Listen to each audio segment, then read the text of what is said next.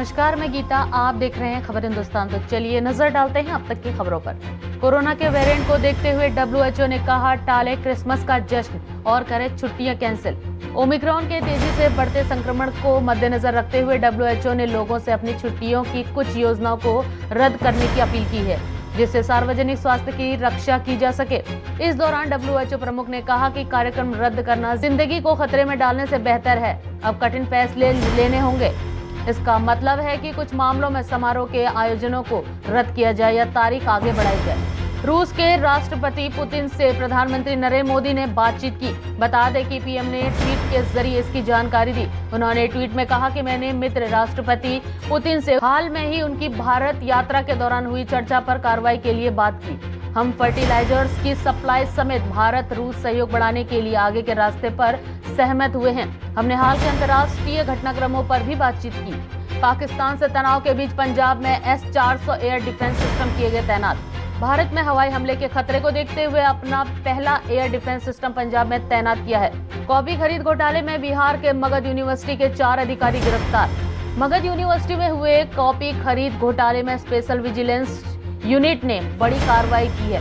बता दें कि टीम ने गया से एमयू के registrar Pushpendra Kumar Verma, doctor Jainandan Prasad Singh, library in charge Vinod Kumar और वीसी डॉक्टर राजेंद्र प्रसाद के पीए व असिस्टेंट सुबोध कुमार को गिरफ्तार कर लिया है। फिलहाल मुख्य आरोपी कुलपति डॉक्टर राजेंद्र प्रसाद अब तक गिरफ्तार नहीं किए जा सके हैं। वे छुट्टी पर चल रहे हैं। गिरफ्तारी के बाद इन्हें विजिलेंस की अदालत में पेश किया गया।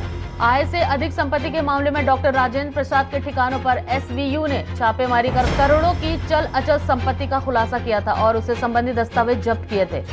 देश में ओमिक्रॉन वेरिएंट के मामले हुए 200। केंद्र ने दी जानकारी। दुनिया में ओमिक्रॉन का खतरा लगातार बढ़ता ही जा रहा है। लगातार भारत में इसके मामले सामने आ रहे हैं। केंद्र सरकार ने जानकारी देते हुए बताया कि देश में अब तक ओमिक्रॉन के 200 मामले सामने आ चुके हैं। गौरतलब है कि सोमवार को जब इसकी जानकारी केंद्र स्वास्थ्य मंत्री मनसुख मांडविया ने राज्यसभा में दी, तब तक देश में कुल 161 मामले सामने आए थे। भारत के दक्षिण अफ्रीका दौरे को लेकर किया गया बड़ा ऐलान। दर्शक स्टेडियम में बैठकर नहीं देख पाएंगे मैच। देश में बिगड़ती कोविड-19 स्थिति के कारण भारत और दक्षिण अफ्रीका के बीच 26 दिसंबर से सेंचुरियन में शुरुआत होने वाली है। शुरू होने वाली 3 मैचों की टेस्ट सीरीज दर्शकों के बिना खेली जाएगी। क्रिकेट दक्षिण अफ्रीका ने सोमवार को इस बात की पुष्टि कर दी है। इसके अलावा वनडे सीरीज के लिए भी दर्शकों को स्टेडियम में प्रवेश करने की अनुमति नहीं होगी। कोरोना के नए वेरिएंट ओमिक्रॉन के कारण भी ऐसा किया जा रहा है। लाल किले का मालिकाना हक मांगने आई महिला की याचिका खारिज। लाल किले के कानूनी वारिस होने का दावा करने का अनोखा मामला सामने आया है। बता दें कि दिल्ली हाईकोर्ट में सोमवार को एक महिला ने लाल किला पर मालिकाना हक जताते हुए याचिका दायर कर दी। महिला ने खुद को मुगल बादशाह बहादुर शाह जफर के पड़पौत्र की विधवा बताया था। इस याचिका में उसने लाल किले का मालिकाना हक की मांग की थी। वैसे तो न्यायमूर्ति रेखा पल्ली की एकल पीठ ने पहली ही सुनवाई में इस याचिका को निरस्त कर दिया था।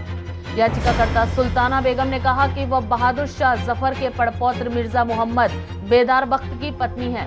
महिला ने कहा कि ब्रिटिश ईस्ट इंडिया कंपनी ने अवैध तरीके से लाल किले को अपने कब्जे में लिया था।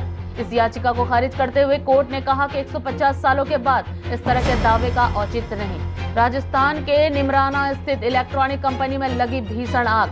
राजस्थान के अलवर जिला स्थित निमराना इलाके की एक इलेक्ट्रॉनिक कंपनी में सोमवार देर रात भीषण आग लग गई। इस घटना की सूचना मिलने के बाद करीब 1 दर्जन फायर इंजन मौके पर पहुंचे और आग बुझाने में जुट गए। जानकारी के मुताबिक अलवर में इंजन जोन स्थित जापानी एयर कंडीशनर कंपनी डाइकिन के गोदाम में आग लग गई।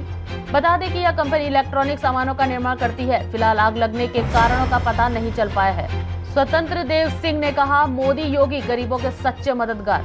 जन विश्वास यात्रा के साथ झांसी के मऊरानीपुर पहुंचे भाजपा प्रदेश अध्यक्ष स्वतंत्र देव सिंह ने कहा कि प्रधानमंत्री नरेंद्र मोदी और मुख्यमंत्री योगी आदित्यनाथ की सरकार पूरी तरह ईमानदार के साथ देश का विकास व लोगों के कल्याण में जुटी हुई है, जिससे पूरी दुनिया में भारत का सम्मान बढ़ा है।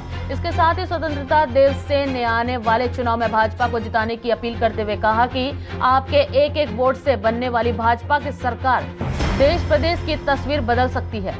यूपी में पैदा होते ही बच्ची को अस्पताल के पास जिंदा फेंका। यूपी के औरैया जिले में एक अस्पताल में मंगलवार सुबह नवजात को लेकर रूम के पास फेंके जाने से हड़कंप मच गया। वहीं नवजात के रोने और उसे खून से लथपथ देख मौके पर पहुंचे स्वास्थ्य कर्मियों ने इस अस्पताल में भर्ती कराया। नवजात की हालत गंभीर बताई जा रही है। इस मामले में अपर सीएमओ डॉक्टर शिशिर पुरी ने बताया कि मामले की जांच की जा रही है। तो ये थी अब तक की खबरें। अगला अपडेट पाने के लिए देखते रहिए खबर हिंदुस्तान।